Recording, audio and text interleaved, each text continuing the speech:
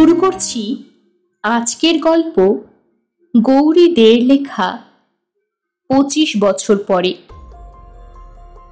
একগাদা চিঠির মধ্যে চোখে পড়ল একটা পুরনো খাম, অন্তত 7-8 বছর আগের তৈরি তো বটেই। খামটার গায়ে কাপা কাপা হাতে লেখা আমার নাম দেখে রীতিমতো কৌতূহলী হয়ে উঠলুম। তাড়াতাড়ি খামটা খুলে চিঠি পড়তে শুরু করলুম। কাগজটাও ময়লা, নিচে নাম লেখা সুমিত চন্দ্র। খুব পরিচিত মনে হলো নামটা, কিন্তু কিছুতেই মনে করতে পারলুম না সুমিত চন্দ্রের সঙ্গে আমার কবে কোথায় পরিচয় হয়েছিল। ভাবলুম চিঠিটা পড়ি, যদি বোঝা যায়। ভাই মনোজিৎ, নির্বান্ধব অবস্থায় পড়ে আছি বছরের পর বছর। আমি খুব অসুস্থ, সবসময় মাথার যন্ত্রণা হয়। শিমুলতলার এই বিশাল বাড়িটায় থাকার মধ্যে শুধু আমি আর আমার বোন, তাও বোন মৃত্যুশয্যায়। আমার পাশে এই দুর্দিনে কারোর থাকা দরকার, কিন্তু কে থাকবে? হঠাৎ তোমার কথা মনে পড়ে গেল। চিরকালই তুমি ডান পিটে, ভয়ডর বলে তোমার কিছু নেই। তুমি এই সময় আমার পাশে থাকলে আমি অনেকটা নিশ্চিন্ত বোধ করব। আমাকে চিনতে পেরেছ তো? আমি মোটা। এটুকু পরেই চিনতে পারলুম সুমিতকে, আমার স্কুলের বন্ধু। আমাদের দুজনের মধ্যে খুব ভাব ছিল। সুমিত ছিল ফর্সা, গোলগাল, নাদুস নুদুস ভালো মানুষ। ওকে আমরা বন্ধুরা নাম দিয়েছিলুম মোটা।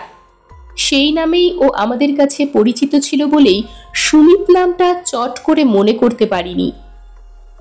খামটা ভালো করে দেখতেই অবাক হয়ে গেলুম। চিঠিটা শিমুলতলা থেকে পোস্ট করা হয়েছে 1 বছর আগে। খামের দামটা বেড়েছে, কিন্তু সেভাবে স্ট্যাম্প দেওয়া হয়নি। ভাবলুম তাই হয়তো পড়েছিল ডাক বিভাগে। তারপর দয়া করে কেউ সেটা পাঠিয়েছে। এতদিনে সুমিতের কি অবস্থা হলো কে জানে। ঠিক করলুম কালই রওনা হব। ক্ষতি কি? বন্ধুর উপকারও করা হবে, বেড়ানোও হবে। কদিনের ছুটি নিয়ে যাত্রা করলুম শিমুলতলার দিকে। পৌঁছতে বিকেল হয়ে গেল। চিঠির তলায় ঠিকানা ছিল। স্টেশনে নেমে একটা রিক্সাওয়ালাকে ঠিকানাটা বলতেই সে কেমন করে যেন আমার দিকে তাকালো। তারপর বলল, ওই যে বাবু, অটো দাঁড়িয়ে আছে, ওদের বলুন। অগত্যা অটো ধরে নির্দিষ্ট স্থানে পৌঁছলাম যখন, তখন প্রায় সন্ধে হয়। অটো থেকে নেমে সুটকেসটা হাতে নিয়ে ভাড়া চুকিয়ে দিলুম। অটো চলে গেল। আমি দেখলুম আমার সামনে এক বিশাল বাড়ি। বাড়ির চারধারে পাথর, মরা গাছ, শুকনো কুয়ো। মাঝখানটা একটা ঢিবির মতো উঁচু, তার ওপরে বাড়িটা। কি রং ছিল বাড়িটার এককালে, আজ আর বোঝা যায় না। বাইরের অন্ধকার নেমে আসছে বাড়িটার উপর। ছাদের পাঁচিলে বিরাট ফাটল, তার গা চিরে বিশাল অশ্বত্থ গাছের শেকড় নেমেছে। মনে হচ্ছে বুঝিবা ভেঙে পড়ল। গা ছমছম করতে লাগলো। এ কোথায় এলুম? নাকে ভেসে এলো একটা অশুভ রহস্যময় গন্ধ।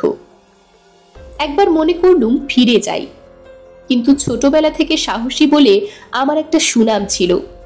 সেই কথা মনে পড়তেই দৃঢ় পদক্ষেপে এগিয়ে গেলুম বাড়িটার দিকে। সদর দরজা ভেজানো ছিল।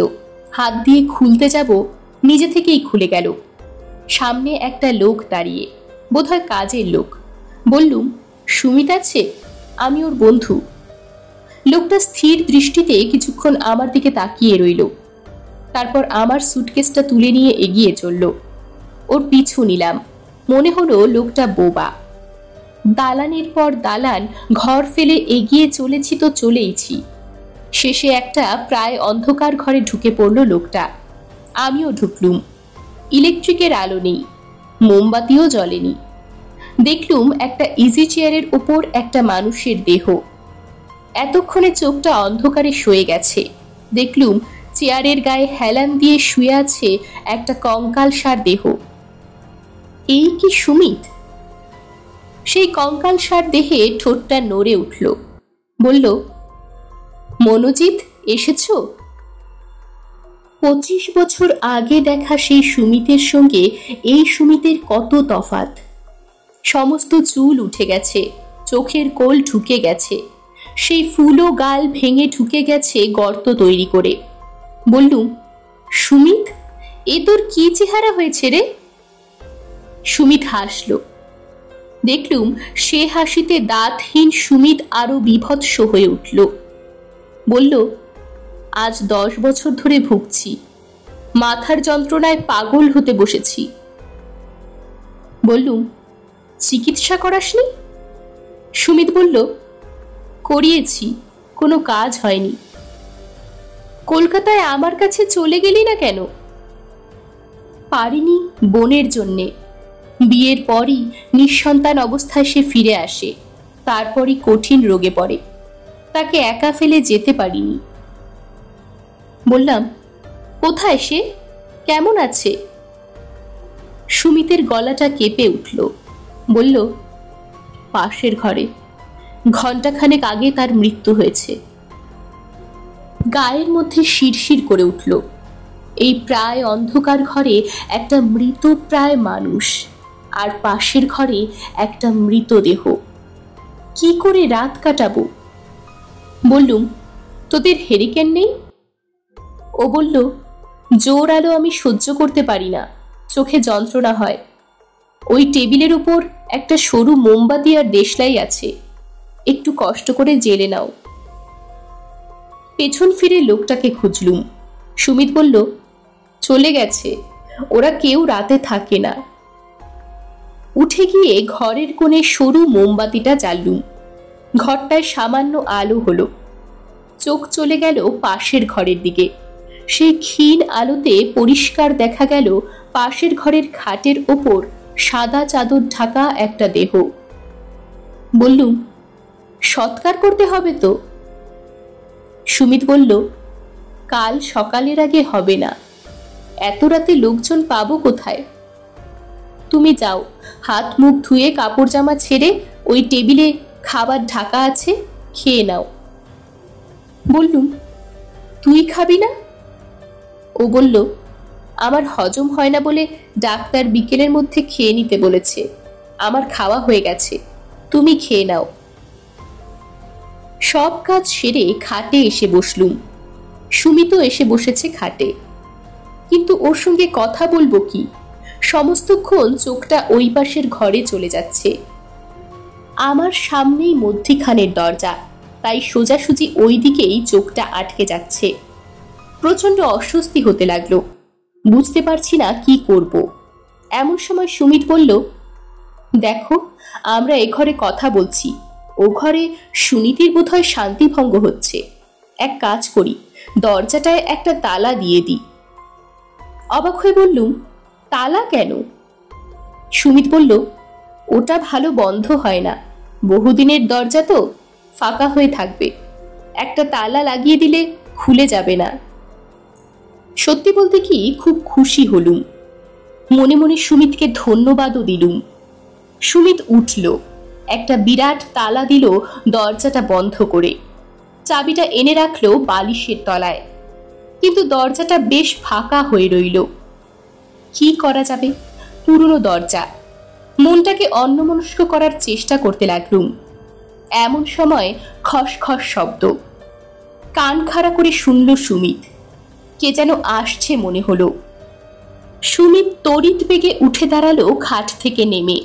পাশের ঘরের দিকে দৃষ্টি পড়তে আমার হৃৎপিণ্ড বন্ধ হবার উপক্রম ঘটল।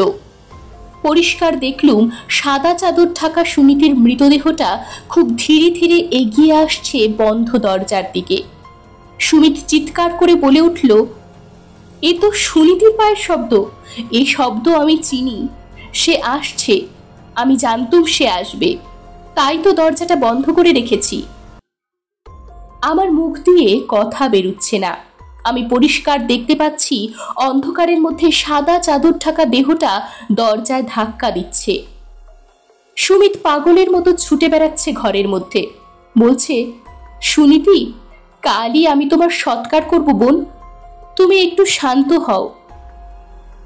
আমি খাটের পেছনে নেমে দাঁড়িয়েছি, পালাতে চাইছি, পা দুটো আটকে গেছে ভারী হয়ে, নাড়াতে পারছি না। সুনীতি ক্রমাগত দরজা নাড়াচ্ছে। পরিষ্কার দেখলুম দরজার তালাটা ভেঙে পড়ল। হাট করে দরজা খুলে গেল। দমকা বাতাসে নিভন্ত মোমবাতি দপদপ করে নিভে গেল। আর ঠিক সেই মুহূর্তে সুনীতির চাদরে ঢাকা সবটা ঝাঁপিয়ে পড়ল সুমিতের ওপর। একটা চিৎকার, তারপর সব শেষ। ততক্ষণে ঘরের দরজা খুলে আমি ছুটতে আরম্ভ করেছি। পাগলের মতো ছুটছি তো ছুটছি। কতক্ষণ ছুটেছি জানি না। দিনের আলো চোখে পড়তেই জ্ঞান এলো। দেখলুম একটা বড় মাঠের মধ্যে আমি একা শুয়ে আছি। বুঝতে পারলুম এখানেই কালকে অটোটা আমাকে নামিয়ে দিয়েছিল।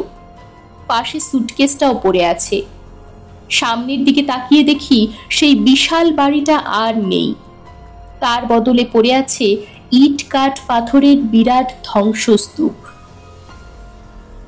এরকমই আরো সব গল্প পেতে চ্যানেলটিকে সাবস্ক্রাইব করে দেবেন। আর গল্পটি যদি ভালো লেগে থাকে তাহলে লাইক, শেয়ার আর কমেন্ট করে দেবেন।